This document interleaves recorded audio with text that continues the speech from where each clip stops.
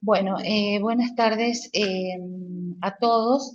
Eh, Quería comenzar, si bien no con un tema nuevo o un tema fuera del programa, sino que la idea mía era tratar de rescatar algunos conceptos desarrollados en los módulos 10 y 11 que van a ser importantes porque ustedes después los van a trabajar en la actividad integradora final.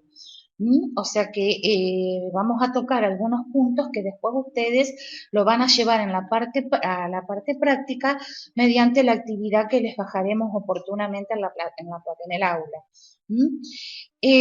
A mí me pareció importante rescatar el tema de los duelos en la ancianidad, la pérdida más importante que sufre la persona en la etapa de la vejez, la pérdida afectiva. ¿Por qué recalco pérdida afectiva? Porque no es el único tipo de pérdida que tiene la persona en esta edad, pero sí es la más importante. Cómo impacta psicológicamente esta pérdida y cómo impactan otras pérdidas importantes como son las pérdidas por el cuerpo joven, ese cuerpo potente, ese cuerpo viril que se tenía en edades anteriores, y también la pérdida por el rol laboral y social. En realidad, ¿no es cierto?, están estos tres tipos de duelos muy relacionados íntimamente.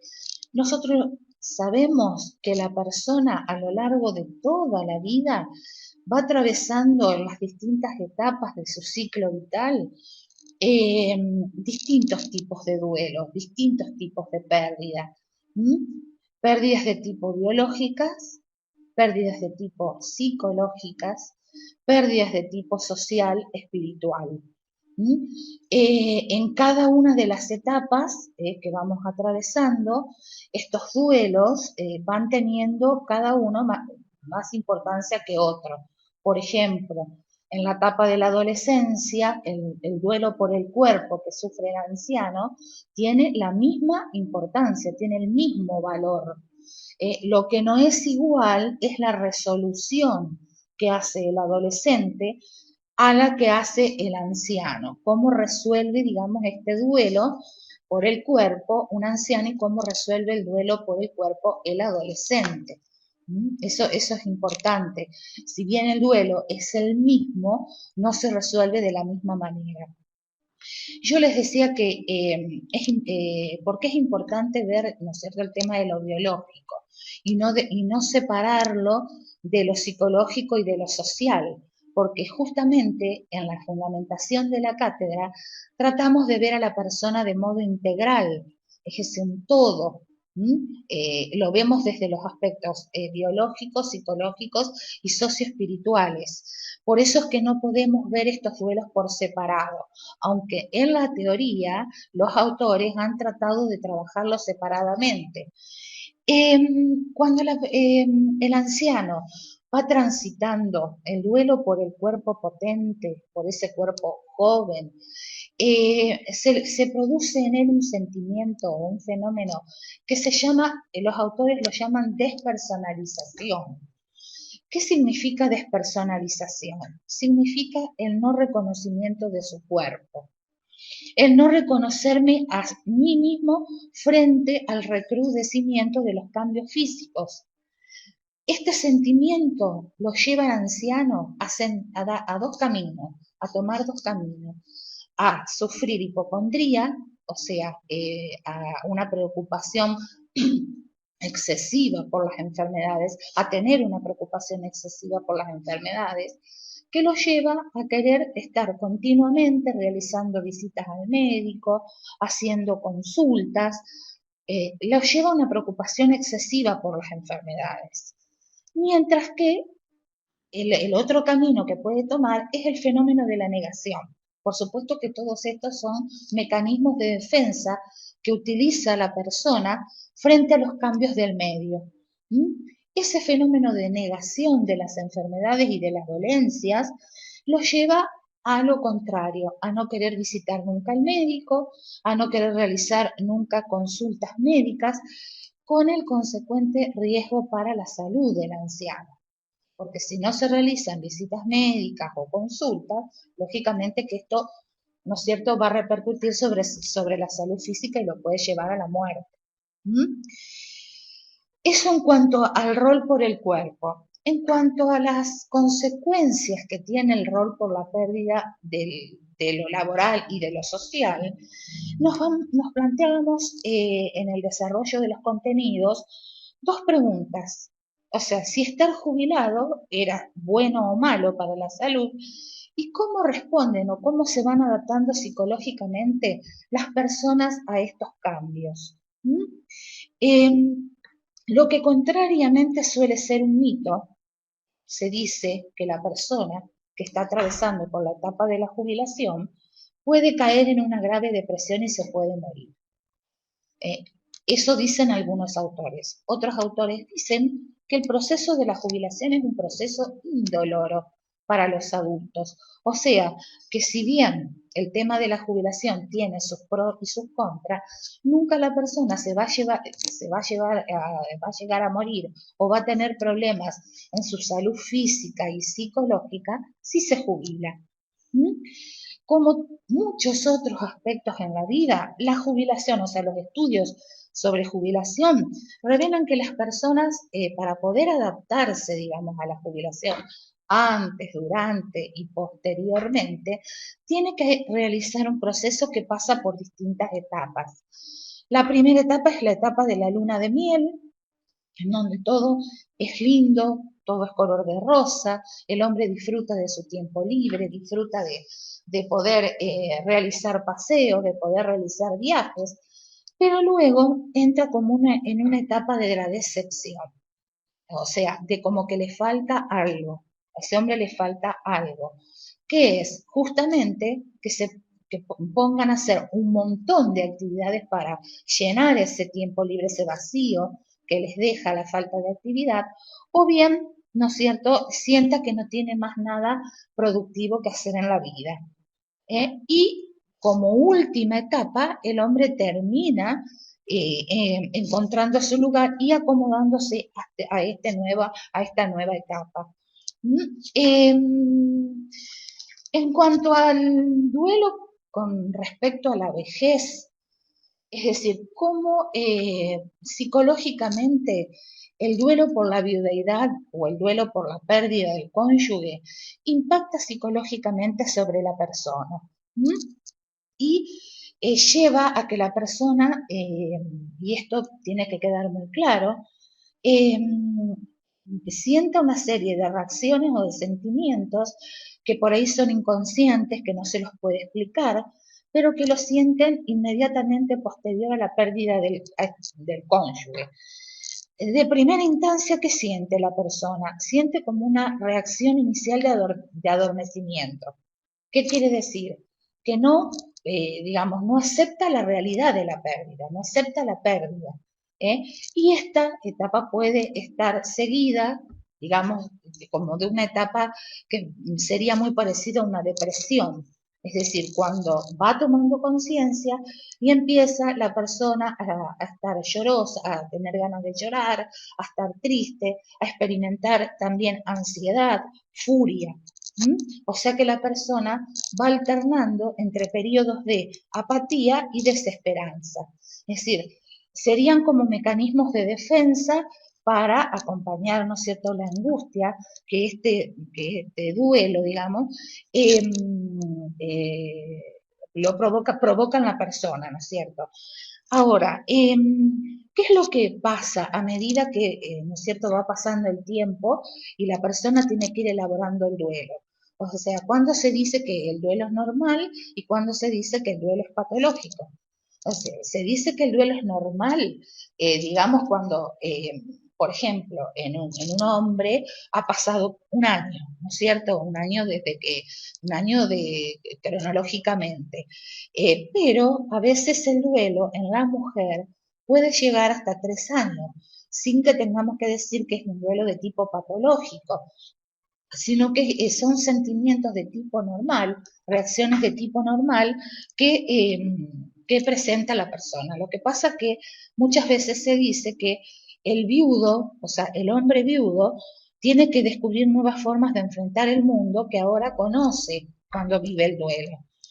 Y ahí, ¿no es cierto?, cuando tiene que elaborar esas estrategias, que es un proceso psicológico, muchas veces, ¿no es cierto?, no lo hace, no tiene todas las estrategias o todos los recursos psicológicos que tiene la mujer para elaborar el duelo.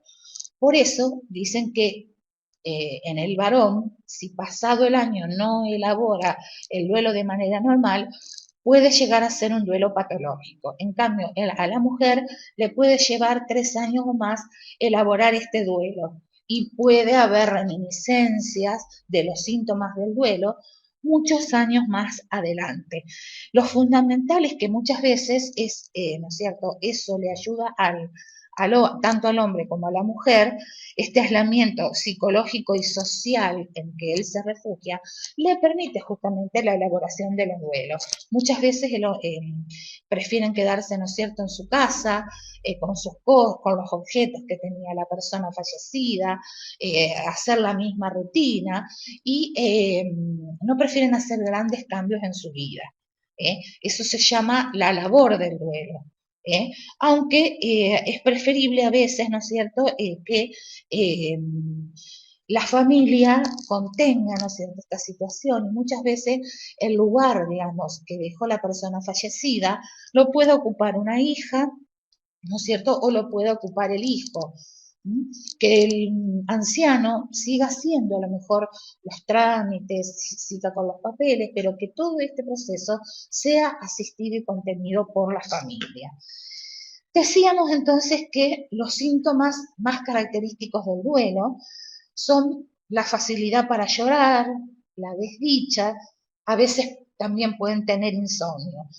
Un síntoma característico que tiende a tener la persona que está pasando por el duelo es un sentimiento irracional y exagerado. Se sienten mal, se sienten como culpables consigo mismos, se hacen culpables ellos de la muerte del cónyuge.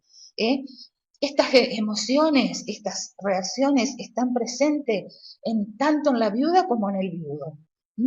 Y a pesar de esto, puede ser que el duelo esté evolucionando favorablemente o no, y que la persona pueda llegar, en vez de estar elaborando el duelo normalmente, pueda llegar a estar desarrollando una depresión.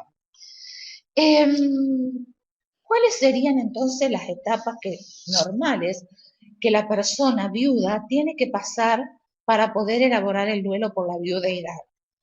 Primero, aceptar la realidad de la muerte, porque el sentimiento que tiene la persona después de un tiempo que su cónyuge falleció es que el hecho no ocurrió. Lo intelectualiza, lo piensa, sabe, pero por ahí tiene la sensación como que se va a despertar de un sueño y que el hecho no ocurrió. O sea, la primera etapa sería entonces, cuando se dan los primeros meses de elaboración del duelo, es aceptar el hecho real de la muerte. La segunda etapa, para superar la muerte del ser querido, es necesario que la persona que ha enviudado acepte la realidad desde un punto de vista emocional, no solamente intelectual, afrontando directamente los dolorosos sentimientos de la pérdida. O sea, que afecte la emoción, digamos, no solamente que lo racionalice. La tercera etapa es la adaptación a la nueva vida. La persona debe aprender a desenvolverse en áreas, en áreas de responsabilidades que le competían al cónyuge. Y, en definitiva, a lo último, estructurar una nueva vida estable y relativamente satisfactoria. Y por último, ser capaz de nuevo de amar. Aunque no es necesario que la persona tenga una nueva vida o una nueva relación romántica, es importante recuperar la capacidad de sentir afecto, recuperar la capacidad de amar. O sea, cambiar un objeto por otro, un objeto de amor por otro objeto de amor. Recuperarse del duelo significa volver a volcarse en el mundo desde un punto de vista emocional. Quiere decir esto, emocionarme, volver a sentir, volver a amar, volver a sentir amor, ser capaz de volver a preocuparse profundamente por la vida y sobre todo volver a preocuparse por otras personas, o sea, por poder volver a ponerme desde el punto de vista del otro. ¿Mm? Em, ¿Qué significa un duelo patológico? Diagramar las etapas de un duelo patológico se hace muy difícil. Eh, Decíamos hoy que la persona, para poder llegar a resolver un duelo normal, tiene que tratar de empezar a rehacer una nueva vida satisfactoria. Eh, Eso va a depender, como decíamos hoy y en todos los ámbitos de la vida, de los recursos psicológicos de la persona, de la capacidad de dependencia, de independencia de la persona y de la capacidad de adaptación al medio que tenga la persona en esta etapa. Eh, Todos los recursos psicológicos de la etapa de la vejez están puestos al servicio de tratar de aceptar y superar esas menguas de tipo biológica. Ese sería como el objetivo fundamental, digamos, de la etapa. Tratar de asumir y de superar esas pérdidas biológicas. Cuando yo empecé hoy la exposición les decía que si el duelo es el mismo, o sea, es la pérdida de lo que son las capacidades biológicas, es el fin o la culminación de mi ciclo biológico, cosa que no pasa en el adolescente, por ejemplo, porque en el adolescente implica el comienzo de la maduración biológica, mientras que para el anciano implica el final, coincidente con ese bajón terminal de la muerte, el final de todas, de prácticamente o la mengua de todas las funciones de tipo psicológico. ¿Mm? Eh, ¿Cómo tendría que ser, y este es otro punto importante, las características de una persona que acompaña en una situación de duelo? Eh, La tarea clave para recuperarse, digamos, de ese dolor y volver rápidamente a la vida normal, bueno, lo que funciona para una persona, funciona para esa persona y no para otra. Depende de la situación de la persona. Depende de la situación de vida, será la postura, o sea, depende de la situación de vida de ese adulto, será la postura que tengan que tener los orientadores, los médicos, los cuidadores. ¿Mm? Muchas veces por ayudar se caen en ciertos errores por no conocer justamente la verdadera situación de esa persona. Eh, Fundamentalmente, lo que hoy se trabaja mucho es los estudios, los enfoques contextualistas, ¿no es cierto? La ayuda que nosotros podamos darle en el duelo, la mejor oportunidad de tener éxito en la superación del duelo es como yo le decía hoy, si podemos contar con un tercero, con frecuencia generalmente es una hija, que sea capaz de tomar el control de la mayor parte de los roles del cónyuge muerto. El apoyo de una familia que proporcione cuidados, capaz de hacerse responsable o de inducir pacientemente a la persona en duelo en sus nuevos roles. Puede hacer la diferencia entre lo que es cuidado comunitario exitoso y cuidado institucional. Debido a que entristecerse y reaprender toma tiempo, puede ser necesario considerar un periodo de dependencia durante el cual otros proveerán el auxilio que ayudará a sobrevivir al anciano en esta transición. Igualmente, el apoyo a la persona afectada hay que dárselo antes, o sea, se lo debe dar antes y después del duelo. ¿Mm? Eh, y por último, el tema que yo quería tocar es la angustia por la muerte, es decir, ¿qué siente la persona, digamos, o el anciano, por el duelo por la muerte? O sea, ese miedo inconsciente o consciente a la muerte. Los pensamientos, los temores y las emociones que vive el anciano sobre este acontecimiento final de la existencia que experimentamos en circunstancias más normales de la vida. Muchas personas piensan más en este tema, por ejemplo, los adolescentes y los jóvenes piensan en la muerte con la misma frecuencia que los mayores. a pesar que nosotros creemos que no. En general parece que la conciencia de las personas mayores está más orientada a la muerte, más en sintonía con la condición finita de la vida. Es decir, ¿qué pasa cuando el anciano, por qué decimos que, por qué creemos que, digamos, el adolescente y el joven no piensan en la muerte y el anciano piensa cada vez más y tiene cada vez más temor a la muerte? Es, digamos, sin embargo, se ha demostrado que tanto adolescentes, jóvenes como adultos y ancianos piensan de la misma manera en el tema de la muerte. Lo que pasa que el anciano lo vive más, lo siente más y vislumbra más el final de la vida porque es un ser finito. Es decir, es la etapa donde el hombre toma conciencia. ¿Por qué toma conciencia? La crudeza de los cambios físicos, el impacto psicológico que provocan estos cambios físicos, la muerte de sus seres queridos, la muerte de amigos, lo hacen chocar contra una pared. O sea, lo hacen ubicarse en la realidad. Cada vez estoy más cerca de un final y cada vez me doy cuenta de que soy un ser finito, que me voy a morir y que ya no tengo tanto tiempo para realizar cosas en la vida. Esa es la raíz de la crisis de la tercera edad. La falta, digamos, de la integración versus la desesperación. Si el anciano logra la integración de la vida, esta última etapa será una etapa donde él integrará todas las etapas anteriores en esta etapa actual. Si el anciano entra en la desesperación, va a ser un anciano infeliz, va a ser un anciano triste, pobre, va a ser un anciano también abandonado, porque seguramente él también a lo largo de toda su vida abandonó a la familia. Va a ser un anciano que no va a tener esperanza en que hay vida después de la muerte. Va a ser un anciano que va a vivir constantemente ahogado en situaciones de fracaso.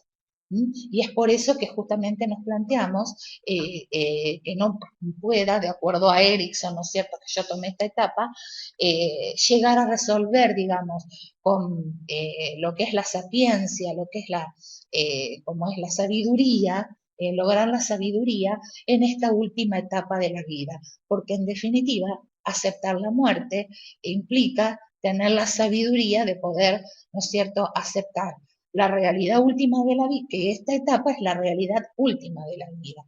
Teniendo en claro esto, yo puedo, digamos, bueno, morirme, digamos, o no tener ese temor a la muerte, el temor como castigo, digamos, como que la muerte fuera un castigo en la última etapa de la vida.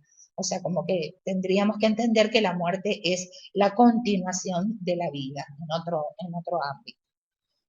Y bueno, con esto yo quería cerrar este tema. Bueno, espero que les haya gustado y cualquier duda, esto va a servir, les va a servir a ustedes como un repaso, una introducción para poder realizar la actividad integradora final. Muchas gracias.